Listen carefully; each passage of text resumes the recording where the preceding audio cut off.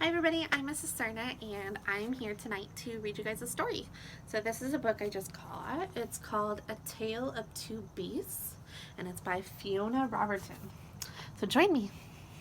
A Tale of Two Beasts.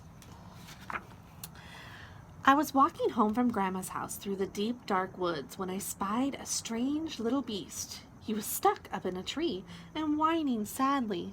Veep, veep. So I decided to rescue him. Veep! I will call you Fang, I told him, and I wrapped him warmly up in my scarf, and I carried him safely home. I gave him a lovely bath, and a gorgeous new hat and sweater, and a delicious bowl of fresh nuts. I made him a beautiful house, and I gave him Lord Rex to play with. I took him out for lots of long walkies to keep him fit and healthy. And I showed him off to all my friends who loved him nearly as much as I did. Ooh, amazing, awesome, so cute. But for some strange reason, the little beast did not look very happy. In fact, he was looking rather hot.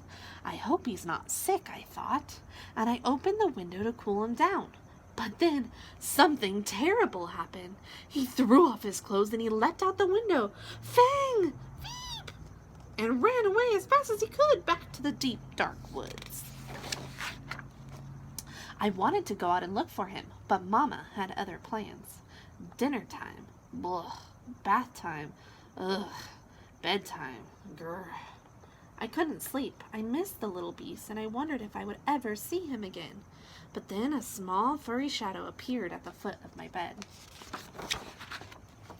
That strange little beast had returned. He seemed quite pleased to see me, and I began to think that maybe, just maybe, he wasn't that strange after all.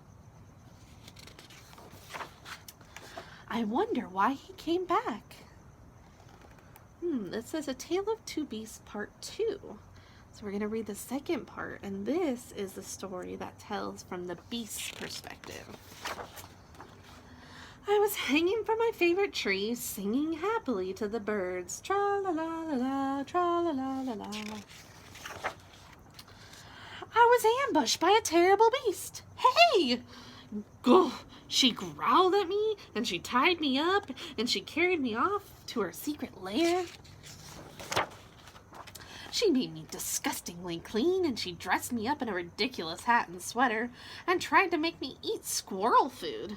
She kept me in a tiny box with nothing for me to do and nowhere for me to hang out.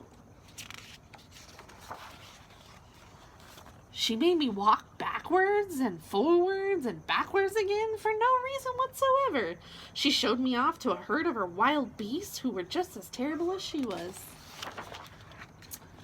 I had had enough. I made a cunning plan and I put it straight into action.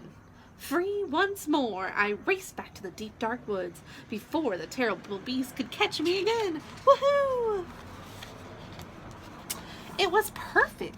It was peaceful in the deep dark woods, a bit too peaceful perhaps, and also a bit wet. In weather like this, one could do with a nice warm hat.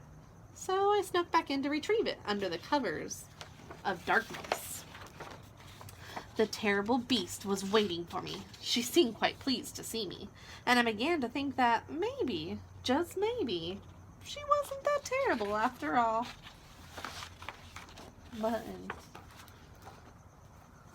So that's a good story, hearing from both perspectives. It's kind of fun to hear from both the perspective of the little girl who was catching the beast, and then from the beast's perspective, hearing what he thought when the little girl caught. So I've always wondered, when we catch an animal or a bug or something outdoors, what they might be thinking as we're creating a home for them. So this was a fun story to hear from both perspectives.